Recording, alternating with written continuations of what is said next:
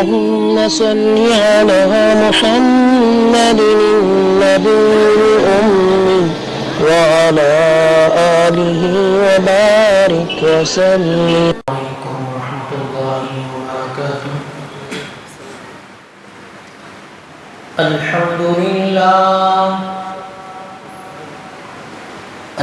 لله نحمده ونستعينه ونستغفره ونؤمن به ونتوكل عليه ونعوذ بالله من شرور أنفسنا ومن سيئات أعمالنا.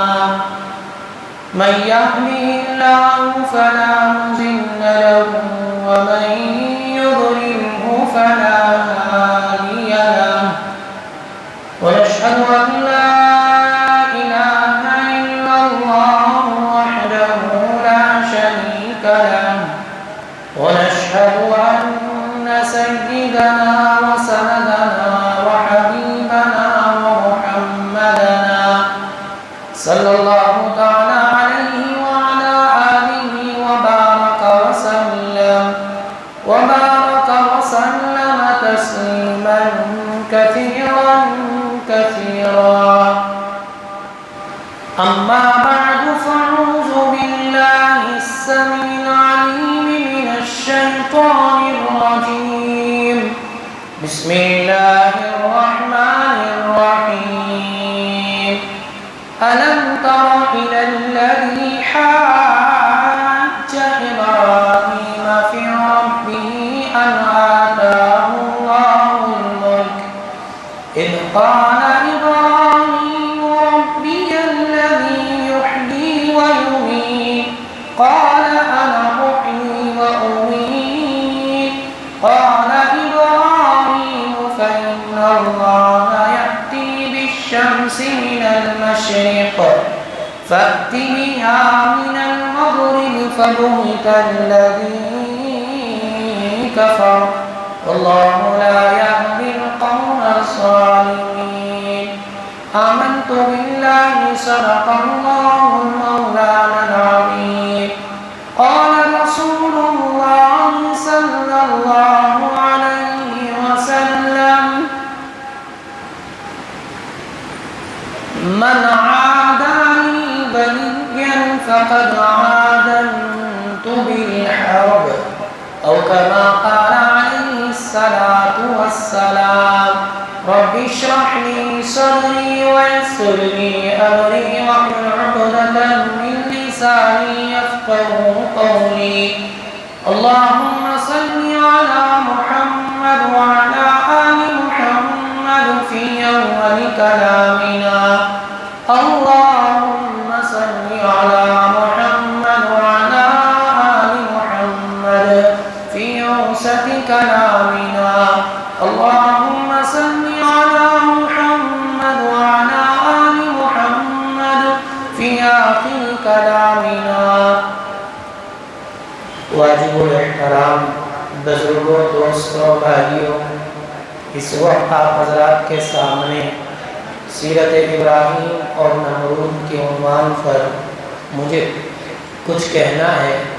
دعا کیجئے گا اللہ پاک مجھے حق بات حق طریقے کے ساتھ آپ حضرات تک کہنے کی توفیق عطا فرمائیں اور اللہ تعالی زبان سے وہ باتیں نکلوائیں جس سے میرا آپ کا امت کا فائدہ ہو. ان باتوں سے میری آپ کی امت کی حفاظت کریں جس سے فتنہ فساد شرور و فتن پھیلتا ہو. حاضرین گرامی، سیدنا حضرت ابراہیم علیہ السلام آپ جس وقت دنیا میں تشریف لائے تھے وہ دور ایسا خطرناک اور بھیانک زمانہ تھا. امت اللہ کو بھول کر معبودان باطلا کو اپنا معبود مان بیٹھی تھی.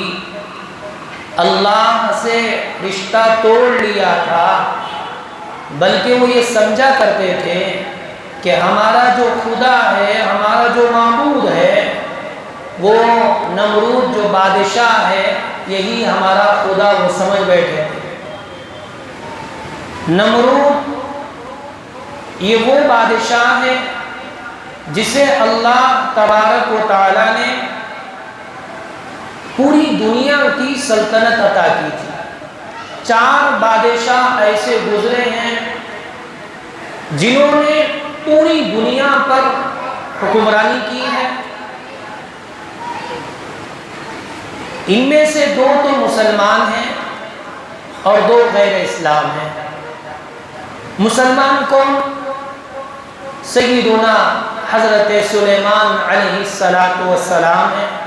آپ حضرات جانتے ہیں کہ سیدنا سلیمان علیہ السلام کی حکمرانی ہواؤں پر، انسانوں پر، جنات پر، پرندوں پر آپ کی حکمرانی تھی۔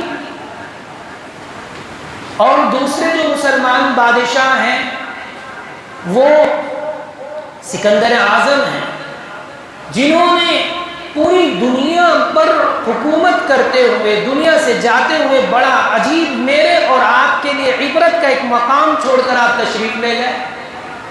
یہ بتلایا کہ دیکھو، جس وقت مجھے تم جنازے میں رکھو گے تو میرے دونوں ہاتھ باہر نکال دو۔ تو لوگوں نے کہا کہ حضرت ایسے کریں گے، لوگ کیا کہیں گے کہ بھئی اتنا بڑا بادشاہ پوری جگہ اس کی حکومت چلا کرتی تھی، اب دنیا سے جا رہا ہے تو اور بھی مانگتا ہوا جل کے اور ہونا، اس طرح سے پروپیگنڈا کریں گے، اس طرح سے آپ کی بے عزتی کی جائے گی۔ کہا نہیں، میں یہ بتلانا چاہوں گا، دیکھو میں اتنے ملکوں کا بادشاہ ہونے کے باوجود آج میں خالی ہاتھ جا رہا ہوں، نہ میرے ہاتھ میں کرسی ہے نہ حکمرانی ہے۔ ارے ہاتھ میں حکمرانی تو چھوڑو، کرسی تو چھوڑو، میں تمہارا محتاج بن چکا ہوں۔ تم اٹھاؤ گے تو میں اٹھوں گا، تم مجھے لے جا کر قبرستان لے جاؤ گے تو میں تمہارے ساتھ لے جایا جاؤں گا، لیکن میں از خود نہیں جا سکتا، میں از خود غسل نہیں کر سکتا۔ بزرگان محترم، اس بادشاہ سے عبرت لیں کہ اتنا بڑا بادشاہ ہونے کے باوجود خالی ہاتھ جا رہا ہے۔ یہ دنیا سے ہم کیا لے کر جائیں گے؟ اس غسال سے پوچھئے گا جو غسل دیتا ہے کہ جب غسل دیتا ہے تو اس میت کے اگر ناخنوں میں میل ہوگا وہ اس کو بھی نکال لیتا ہے۔ اس بے وفا دنیا سے میں نے اور آپ نے اتنی محبت اور اتنی الفت رچا رکھی ہے جس کی کوئی حد نہیں۔ اتنا بڑا بادشاہ ہونے کے باوجود خالی ہاتھ جا رہا ہے تو میرا اور آپ کا کیا مقام ہے؟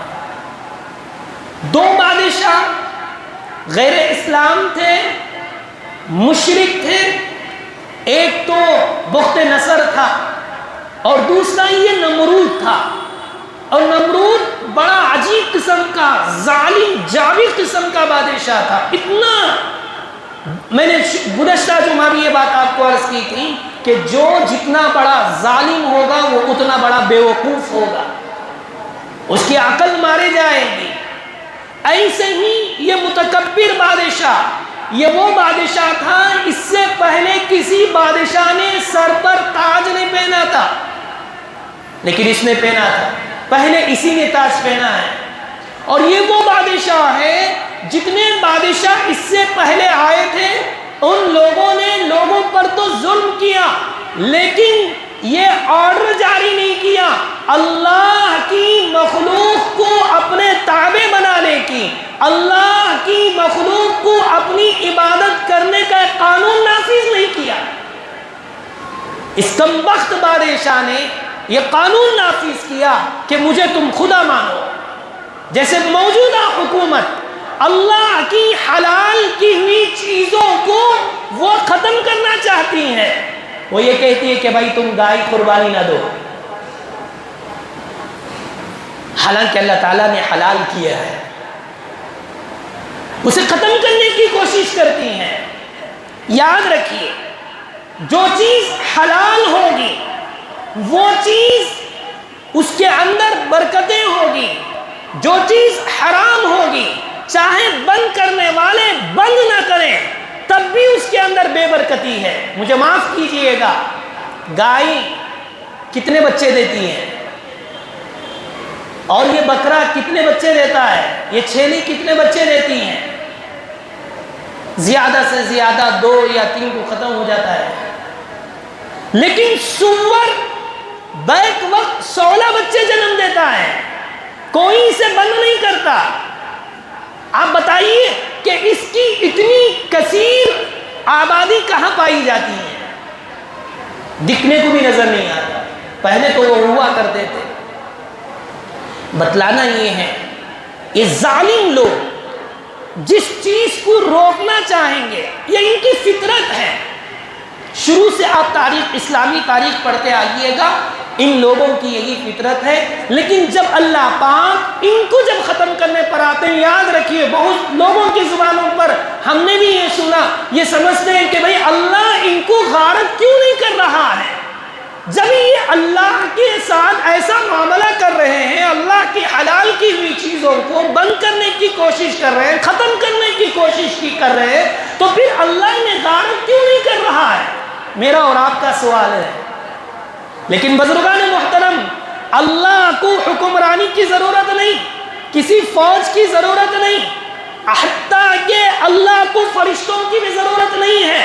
میں آگے بتاؤں گا اس کمبخت نمرود کی کیا حالت ہوئی، کیسے اس کا انجام ہوا، یہی انجام ان لوگوں کا بھی ہوگا۔ تھوڑا سا آگے بڑھیے، موضوع کہیں دور نہ چلا جائے۔ میں عرض کر رہا تھا، یہ جابر قسم کا بادشاہ، ظالم قسم کا بادشاہ، اس نے اعلان رچا رکھا تھا کہ اس نے خواب دیکھا۔ خواب یہ دیکھا کہ اس کے خواب میں ایک ستارہ نکلا ہے، وہ ستارہ سورج کو بھی مان کر دیا، اس کی روشنی کو بھی ختم کر دیا ہے، چاند کی چاشنائی کو، روشنی کو ختم کر دیا ہے، پوری دنیا کی جو روشنی ہے اسے ختم کر کر یہ ایک ہی ستارہ ہے جو چمک دھمک کر رہا ہے۔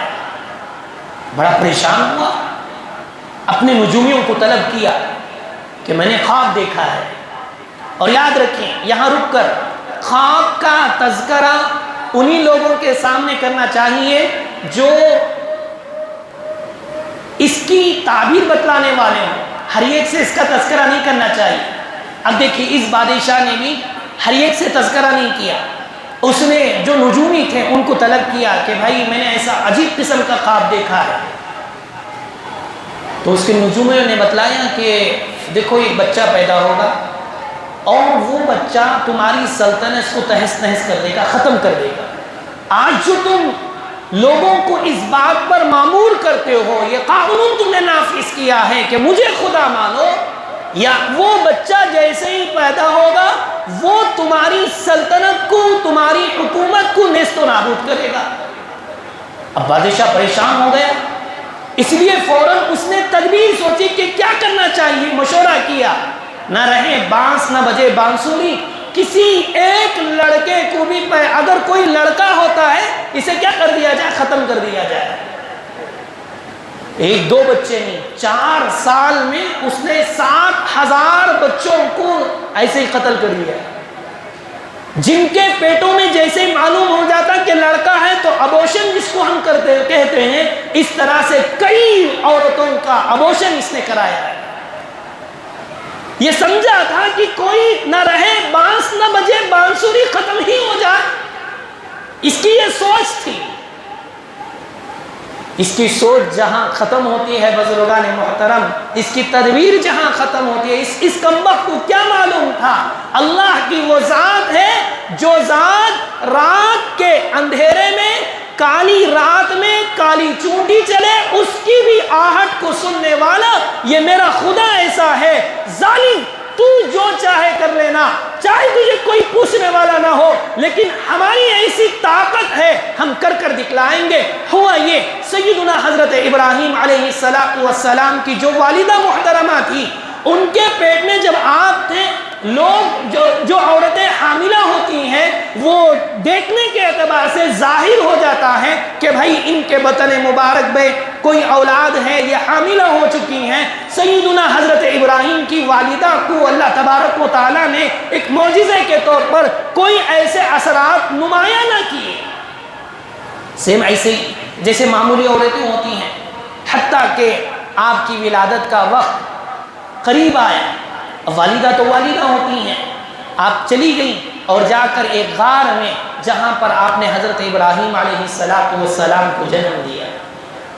بعض روایتوں میں یہ بھی ہے کہ آخر اس بچے کا رکھوالا کون ہے، اس بچے کی نگرانی کس نے کیا؟ ظاہر سی بات ہے، جس کو اللہ بچائے اسے کوئی کیا نہیں کر سکتا، ختم نہیں کر سکتا۔ ہوا یہ بعض روایتوں میں ہے کہ سیدہ حضرت اسماعیل علیہ السلام کی والدہ وقت وقت پر جاتی تھی اور بچے کے لیے دودھ کا نظام کرتی تھی۔ بعض روایتوں میں یہ بھی آیا ہے کہ سیدنا حضرت جبرائیل علیہ السلام اس غار میں آتے، ایک انگلی میں شہد ہوتا، ایک انگلی میں دودھ ہوتا، ایک انگلی میں گھی ہوتا اور ایک انگلی میں پانی ہوتا، جو چاہے لو کہ آپ زبان کھولتے تو وہ انگلی داخل کرتے تو شہد آپ کے لیے دودھ کا نظام، آپ کے لیے گھی کا نظام۔ اتنے تر و تازہ ہونے ہی کی وجہ تھی، کچھ ہی دن میں دیکھیے ایک بچہ اچھے سے غذا کھاتا ہے، اچھی سی چیزیں استعمال کرتا ہے، طاقت والی غذائیں کھاتا ہے، وہ بہت جلد کیا ہو جاتا ہے، بڑا ہو جاتا ہے۔ ایسے ہی ہوا کہ اب ایسی غذائیں، دودھ، شہد اور گھی، اس طرح کی چیزیں استعمال کرنے والا بچہ، ظاہر سی بات ہے بہت جلد آپ بڑے ہو گئے اور اتنے بڑے ہو گئے کہ حضرت ابراہیم علیہ السلام کی والدہ محترمہ اپنے بچے کو گھر لے کر آ گئی۔ اب یہاں تو قانون نافذ تھا کہ تم نہ کیا کرو، کسی بچے کو پیدا کرنے کی اجازت نہیں، لیکن وہ قانون ہونے کے باوجود اب یہاں دیکھیے بزرگان محترم، اللہ تعالیٰ حضرت ابراہیم علیہ السلام کی آپ نے کیسے پرورش کی۔ اب لوگ سمجھے کہ بھائی یہ تو بڑا بچہ ہے، کوئی چھوٹا بچہ نہیں، ابھی پیدا نہیں ہوا، اس لیے یہ سمجھ کر لوگ بھی چھوڑ دیے۔ اللہ کا کرنا یہ ہوا، اتنا بڑے آپ بلوغت کے قریب آپ پہنچے، آپ کی عمر 16 سال یا 17 سال کے قریب پہنچی ہے، وقت آیا دشمن سے مقابلہ کرنے کا۔ کیوں؟ اس لیے کہ اللہ تعالیٰ نے آپ کو اسی لیے بھیجا ہے کہ امت اللہ کو بھول کر، امت کا بڑا طبقہ اللہ سے رشتہ ناتا توڑ کر جو زندگی گزار رہا ہے، یہ بے وفا والی زندگی گزار رہا ہے۔ جو اللہ کھلاتا ہے، جو اللہ پلاتا ہے، وہ ایسا مالک ہے جو ہمارے اور آپ کے لیے ہم دنیا میں آنے سے پہلے بزرگان محترم، میرا اور آپ کا نظام اچھی طرح سے چلے، ہمارے اور آپ کے آنے سے پہلے یہ چاند، یہ سورج، یہ زمین، یہ آسمان، یہ سب چیزوں کو بزرگان محترم میرے اور آپ کے آنے سے پہلے، جیسے ہم لوگ مہمان آنے سے پہلے گھر کو سجاتے ہیں، گھر کے نظام کو درست کرتے ہیں تاکہ آنے والا مہمان کہیں اسے تکلیف نہ ہو، ٹھیک اسی طرح اللہ تبارک و تعالیٰ نے ہمارے آنے سے پہلے یہاں دنیا کے اندر پورا نظام، ہواؤں کا نظام اللہ کے ہاتھ میں، چاند و سورج کا نظام اللہ کے ہاتھ میں، تاکہ میرے ان بندوں کو تکلیف نہ ہو۔ لیکن بے وفا میں اور آپ ہیں، مجھے معاف کیجئے گا، میں نے اور آپ نے اللہ کو بھول کر، کان کھول کر سن لیجئے، جہاں اللہ بڑا ہوگا وہاں ہم بڑے ہوں گے، جہاں ہم نے اللہ کو چھوٹا کر دیا، طاقت کے باوجود، حکومت کے باوجود، کثرت کے باوجود ہم چھوٹے ہی رہیں گے۔ آج ہم ہر جگہ بزرگان محترم اللہ کو چھوٹا کیے ہوئے ہیں، مجھے معاف کیجئے، میں دکان کھولتا ہوں، مجھے یہ بھروسہ ہے کہ یہ دکان ہی سے میں پلتا ہوں، میں تجارت کرتا ہوں تو مجھے یہ بھروسہ اور یہ یقین ہے کہ میں اپنی تجارت سے پل رہا ہوں، میں اپنی ملازمت سے پل رہا ہوں۔ کبھی یہ خیال نہیں ہوتا مجھے پالنے والی ذات اللہ کی ہے۔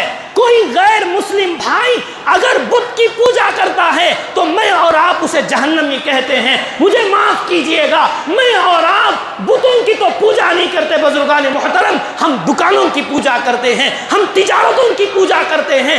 ہمیں یہ یقین نہیں ہے کہ ہمیں پالنے والی ذات موت اور حیات و ذلت دینے والی ذات اللہ کی ہے۔ ہم نام کے مسلمان ہیں، چھوٹا منہ بڑی بات ہو جائے گی۔ میرے اور آپ کے ایمان سے بڑھ کر ابو جہل کا ایمان تھا، مجھے معاف کیجئے، اسے یقین تھا حضور کی باتوں میں، آج مجھے اور آپ کو یقین نہیں ہے۔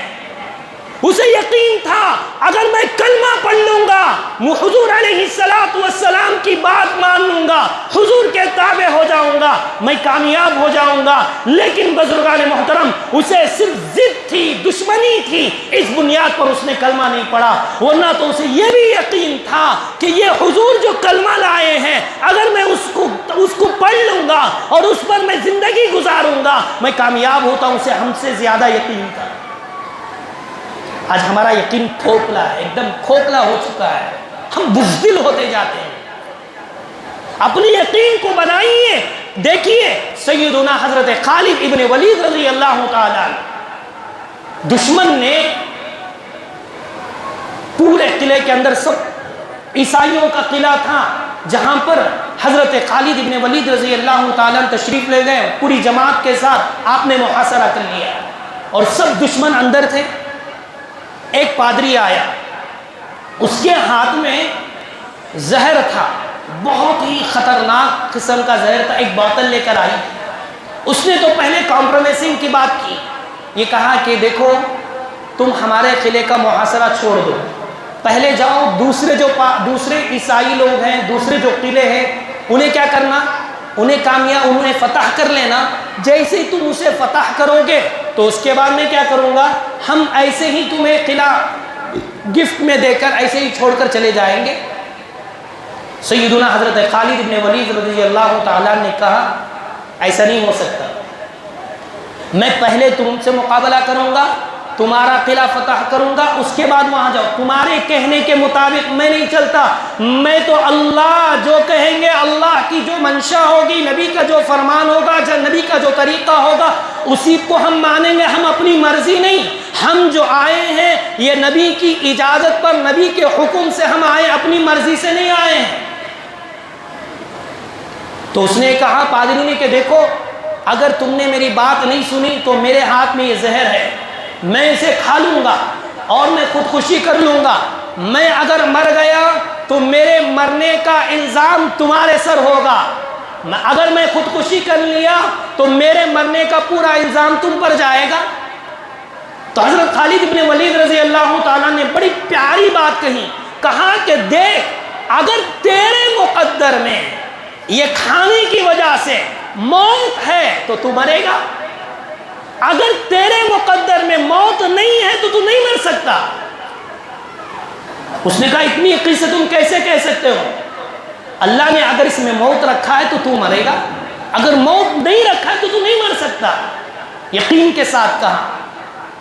تو اس پادری نے کہا کہ ایسے کرو، اگر تمہیں اتنا ہی یقین ہے تمہارے اللہ پر تو تم یہ کھا کر تو دکھاؤ۔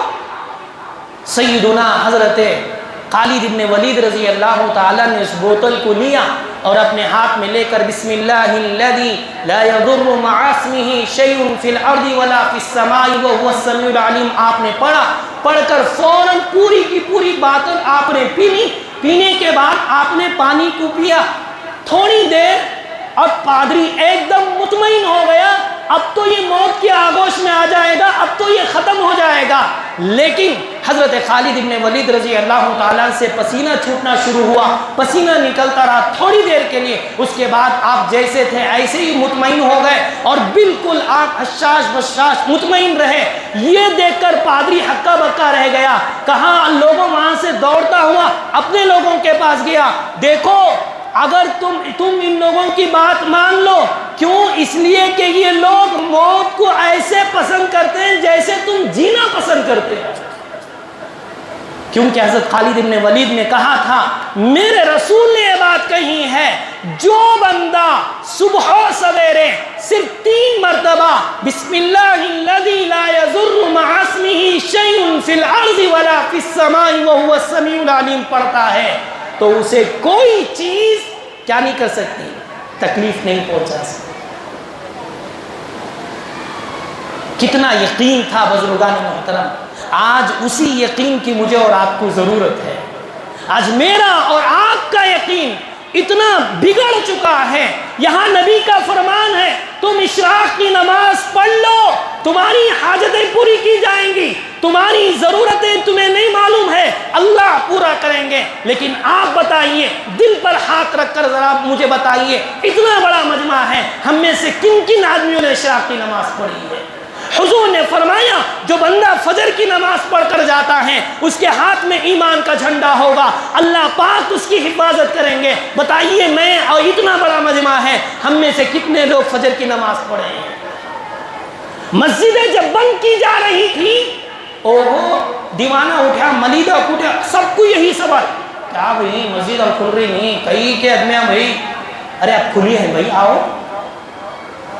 افسوس ہوتا ہے، اتنا افسوس فجر کی نماز میں۔ بزرگان محترم مجھے بتائیے، یہ غیروں کا محلہ ہے، کتنی مسلم آبادی یہاں ہے، ہم سب مسلمان ہیں، صرف اس مسجد کو لگے ہوئے گھر کا اگر ہم موٹا موٹا حساب لگائیں گے، آس پیس جو اسے لگے ہوئے گھر ہیں کم از کم 1000 کے قریب اس کے گھر ہیں۔ اگر ایک ایک آدمی گھر سے ایک ایک آدمی نکل کر آئے، آپ بتائیے یہ مسجد چھوٹی ہوگی یا نہیں ہوگی؟ اور پھر جیسے ہی اگر کچھ روک کر دیا گیا، حضرت امیر شریعت نے کہا کہ بھئی یہ نہ کرو، پھر ویولا مچنا شروع ہوتا ہے، اور ان کے جیسا کوئی بڑا نمازی نہیں۔ بعضوں کو میں نے ابھی کہا نا دیوانہ اٹھا، ملیدہ کٹیا، بعضے لوگ تو بھئی یہاں جب ایک امیر کہتا ہے اور یہ اعلان کرتا ہے کہ دیکھو اب اپنے اپنے گھروں میں انفرادی نماز پڑھو، تم امیر کی اطاعت کرو گے، تمہیں جو مسجد میں پڑھنے کا ثواب تھا وہی ثواب تمہیں ملتا ہے۔ لیکن بعض عقل کے اندھے لوگ اپنی اپنی مرضی کے مطابق جو کرتے ہیں میرے سے زیادہ آپ کو معلوم ہے۔ اس لیے وقت کی ضرورت ہے بزرگان محترم، پہلے اپنا یقین درست کیجئے گا۔ دیکھیے کلام مجید میں اللہ پاک کہتے ہیں آمینو کما آمن الناس، ایسے ایمان لے کر آؤ جیسے لوگوں نے۔ کون لوگ؟ وہ لوگ جو حضرات صحابہ تھے۔ حضرات صحابہ کو یہ یقین تھا سامنے موت کھڑی ہے، کوئی نہیں، بالکل 313 صحابہ ہیں، ہزاروں کی تعداد میں دشمن ہے، لیکن جن کے پاس تلواریں موجود نہ، ان کے پاس بالکل دشمن کے پاس تلوار موجود ہے، سب کچھ ہے، لیکن ان بیچاروں کے پاس ٹوٹی تلواریں، پیر میں پہننے کے لیے چپل نہیں، جسم میں صحیح کپڑا نہیں ہے، لیکن اس حالت میں بھی دشمن کو للکارنے کا جو پاور، جو طاقت تھی وہ یہی تھی۔ وہ صحابہ یہ سمجھتے تھے کہ دشمن تو کون ہے، اللہ چاہے گا تو کامیاب ہو سکتے ہیں، اللہ نہیں چاہے گا تو ہم ناکام ہوں گے، یہ تھی صحابہ کی۔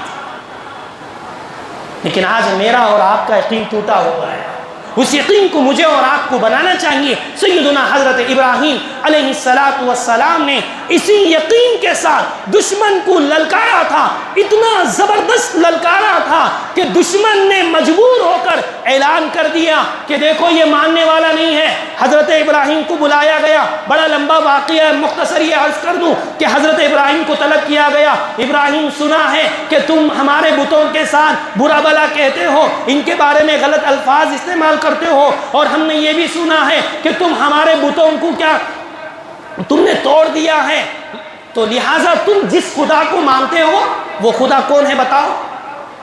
کلام مجید میں اس واقعے کو بیان کیا گیا، الم تر الی الذی حاج ابراہیم فی ربہ ان آتاہ اللہ الملک، کیا آپ نے وہ نہیں دیکھا کہ حضرت ابراہیم علیہ السلام کے سامنے یہ جو نمرود تھا اس نے جھگڑا کیا کہ تمہارا رب کون ہے بتلاؤ؟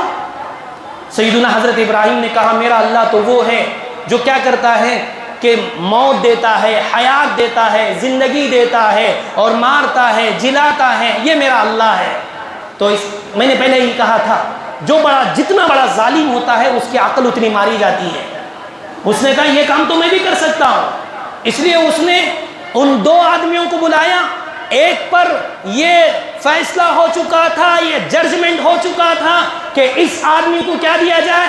پھانسی دیا جائے، اور دوسرے آدمی کو بلایا گیا، یہ فیصلہ ہو چکا تھا، یہ ججمنٹ ہو چکا تھا کہ اس آدمی کو آزاد کر دیا جائے۔ اس کمبخت نے جس کو آزاد کرنا تھا اس کو تو پھانسی چڑھا دی، اور جس کو پھانسی چڑھانا تھا اسے آزاد کر دیا۔ کہاں دیکھو یہ کام تو میں بھی کرتا ہوں۔ وقت کی موجودہ حکومت یہی چاہتی ہے کہ مجھے اور آپ کو ذلیل کریں، مجھے اور آپ کو اتنا کمزور کر دیں۔ وہ یہ کہتی ہے کہ دیکھو یہ بھی کام ہم کر سکتے ہیں۔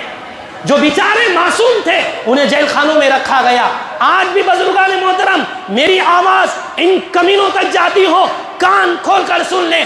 آج تم ظلم کرو گے، ہم مسلمان ہیں، سینہ تان کر کہیں گے ہم ایمان چھوڑنے والے نہیں ہیں۔ ان ہمارے معصوم ان نوجوانوں کو میرا سلام ہے، ان کی بچیاں جو رو رہی ہیں، ان کی وہ مستورات جو تڑپ رہی ہیں، اللہ انہیں اجر دے، اللہ ان کی نسلوں نسلوں تک دین کا داعی بنائے۔ بیچارے وہ جو تڑپ رہے ہیں، جیلوں میں ہیں، لڑا کوئی اور تھا، پھنسایا کوئی اور تھا، بیچارے مظلوم ابھی بھی دروازہ کھٹکھٹا رہے ہیں۔ اب دعاؤں کی ضرورت ہے۔ نہ ہمارا کوئی بادشاہ ہے، نہ ہمارا کوئی اس وقت کا حکمران ہے، سب ہمارے حکمران بزدل جابر قسم کے لوگ ہیں۔ مجھے معاف کیجئے گا، اتنے ہمارے ایم ایل اے سے مسلمان ایم ایل اے ہیں، کہاں چلے گئی ان کی یہ عہدہ ہے؟ تم عہدے پر رہ کر کچھ نہ کچھ کر سکتے ہو، لیکن آج ہم پر جو ظلم ہوا، ہمارے ان 44 یا 45 افراد کو جنہوں نے UAPA لگا کر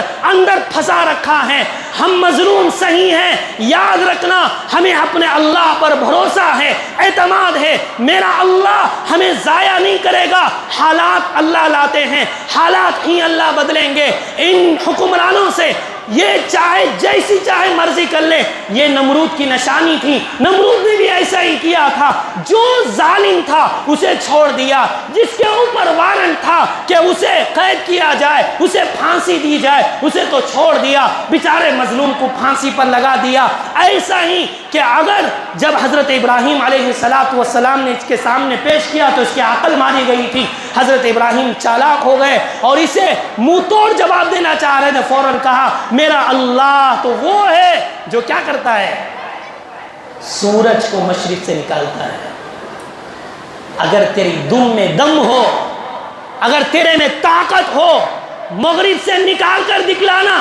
اب فبہت الذی کفر، کافر ہکا بھکا رہ گیا، پریشان ہو گیا۔ کیوں؟ یہاں تم چلا سکتے ہو، یہ چلتا ہے، کرسی تمہاری ہے، حکومت تمہاری ہے، لوگ تمہارے ہیں۔ ہمیں افسوس ہے ہمارے منافقوں کی وجہ سے، ہمارے ان کمینے پیسوں میں بکنے والی کچھ لوگوں کی وجہ سے ہمیں یہ مصیبت آئی ہے۔ ہم تو ضرور صبر کریں گے، ہمیں تو یقین ہے ہمارا اللہ ہمیں کامیاب دے گا۔ کافر ہکا بھکا رہ گیا، پریشان رہ گیا۔ پھر اس کے بعد اس نے چال چلی کہ حضرت ابراہیم کو ختم کر دیں، اس لیے اس نے آگ جلانے کے لیے پورے لوگوں کو اعلان کر دیا کہ ابراہیم کو ختم کرنا ہے، دین کو مٹانا ہے، لوگوں لکڑیاں اکٹھا کرو۔ لوگ اپنی جیسے لوگ منت مانگتے ہیں، میری یہ مراد پورا ہو گیا تو میں یہ کروں گا، اس طرح سے منتیں مانگ مانگ کر لا کر لکڑیاں ڈالنا شروع کر دی، اور ڈالتے رہے۔ اتنی زبردست آگ لگی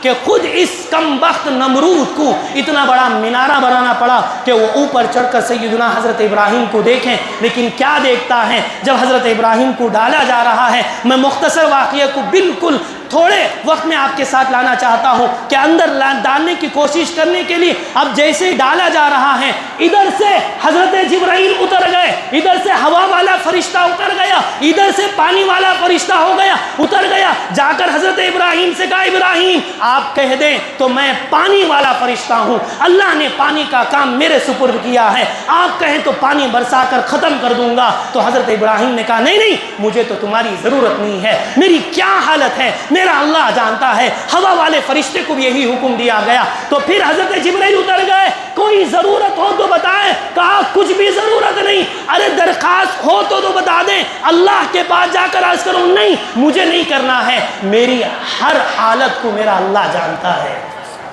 اب ہوا یہ کہ جیسے ہی حضرت ابراہیم کو ڈالا گیا، نمرود اوپر سے دیکھ رہا ہے کہ ایک دم بالکل اطمینان کے ساتھ. کیوں؟ اس لیے کہ کلام مجید میں 15 پارہ نمبر 17 ہے، اللہ پاک کہتے ہیں قُلْنَا يَا نَارُ كُونِي بَرْدًا وَسَلَامًا عَلَىٰ ابراہیم، اے آگ ہمارے ابراہیم کے لیے تو کیا بن جانا؟ گلے گلزار بن جانا. اتنی ٹھنڈی نہیں کہ سردی لگنا شروع ہو جائے، اتنی گرمی نہیں کہ جس کی وجہ سے آپ کو گرمی ہو، ٹھنڈی بالکل گلے گلزار بن جانا عافیت کے ساتھ. حضرت ابراہیم موجود رہے.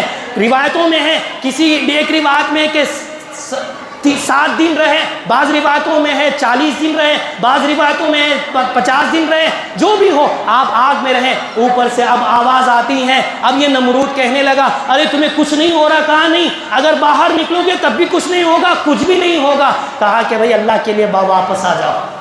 اب اس نے خود ریکویسٹ کی، اس نے خود درخواست کی کہ آپ باہر آ جاؤ. انشاءاللہ اگلی جمعہ اللہ موقع دے تو ہم آپ حضرات کے سامنے اس قربانی کے بعد کیا معاملہ، نمرود کا کیا انجام ہوا، اس کو ہم لے کر آئیں گے. دعا کیجئے گا اللہ پاک میرے اور آپ کے ایمان کو مضبوط بنائیں. اللہ ہمیں یقین کامل عطا فرمائیں. جتنی باتیں کہیں گئی اللہ عمل کی دولت سے مالا مال کرے. بزرگان محترم 2 مختصر مسائل آپ سماعت کر لیجیے.